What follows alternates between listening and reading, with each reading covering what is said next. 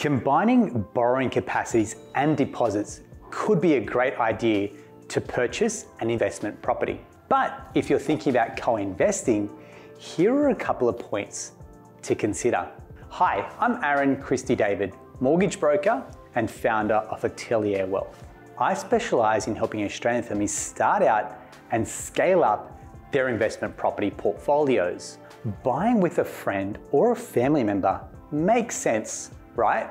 You know them, they know you. At face value, pooling your financial resources can be a great idea. It immediately increases your buying power, and for many first-time investors, it's potentially one way they can afford to get into the market. And you know what? I've seen some co-investing ventures work out so well. But in the same breath, I've also seen some co-investing ventures bite some people in the bum. Ultimately, it came down to not establishing what kind of ownership arrangement works best for everyone. It's so important to have your ducks in a row if you're buying as a joint venture. I want to share some of the benefits of going down this path. I also want to share a few things you want to consider before jumping into your purchase. Before we get into it, I want to preface that this video is general in nature and not intended to give advice. I always suggest chatting to a qualified mortgage broker who can give you the best guidance for your situation. All right, let's start with some of the benefits of buying a property with someone else. By pulling your money together, you could get into the market quicker. You'll be able to leverage 2 borrowing capacities, have a bigger deposit, possibly avoid paying lenders' mortgage insurance, and maybe finding a much more suitable property.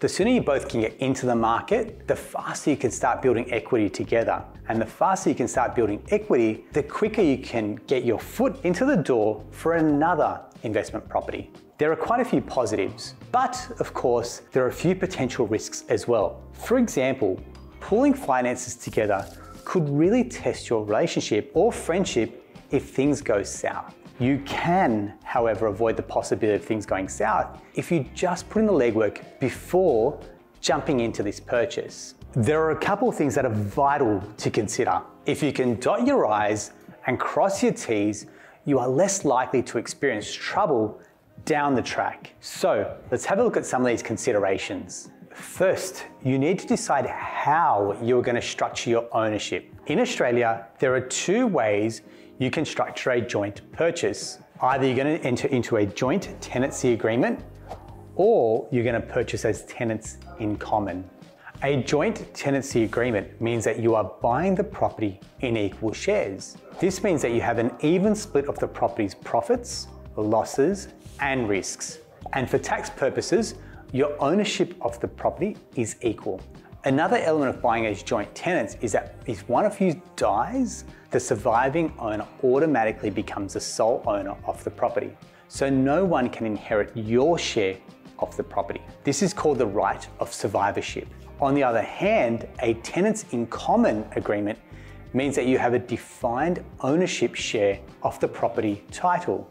Depending on who contributes what financially, you can have a 50-50 split or a 60-40 split, for example. This is generally how most co-purchases are structured. Practically, this means that the property's profits, losses, and risks are split by your defined ownership share, and there is no right of survivorship. So if one of you dies, your interest can be passed down to a beneficiary. Besides the ownership decision, you also need to think about what happens if you have different sized deposits. This is important as it will dictate how you structure your investment loan.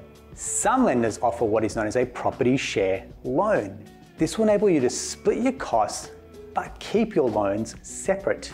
The advantage is that you can have one property but 2 separate loan facilities.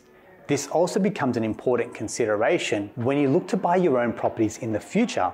Some banks will slug you for having 100% of this combined loan, but only attribute 50% of the rental income. This will severely reduce your borrowing capacity, when in reality, if you have 50% of the loan, you want to ensure that when you're buying your next property, you go to a lender who has a common debt reducer policy, which ensures that you are assessed on your 50% of the loan and 50% of the rental income. Another situation to consider is, what if your co-purchaser can't afford their repayments anymore? If your loan is set up to be joint and severally liable, then you could both face defaulting on your loan. It's important to speak to a mortgage broker first and then consult a solicitor to set up an agreement that highlights all your obligations in different scenarios. This way you'll have a binding agreement to refer back to if any disputes occur. The same applies to the general conditions of buying a property together. Your agreement shouldn't only cover conditions around the loan. You need to account for all situations because life happens, right? For example, the other person might want to sell earlier than expected. If you can't afford to buy your partner out and now have to sell, you're at the mercy of current market conditions. What does your agreement cover? You may also have to consider tax implications like capital gains tax. You might have to refinance your loan to buy them out. Again, what does your agreement say? Don't underestimate the importance of considering these issues because if you don't, it can get messy and confusing. There is plenty to consider to successfully co-purchase a property. To summarize, have a financial planner cover you for the new loans you're both taking out. You also want them to make sure they review your personal insurances that you're both adequately covered. Then you want to have a solicitor draw up a binding financial agreement. Make sure that the title ownership and percentage ownership reflects the deposits correctly and your loan is structured correctly. And finally, I would then sit down with your co-purchaser and talk through all the different scenarios.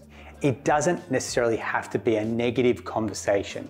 You need to cover all your bases and make sure that you're prepared for anything. Remember, if you're going to buy a property with your friend or sibling, planning is everything. If you have a plan, there's no reason why this venture can't be a successful one. If you're thinking about co-ownership, make sure to share this video with your partner and get their thoughts. Otherwise, make sure to like and subscribe for more property investing tips. See you next time.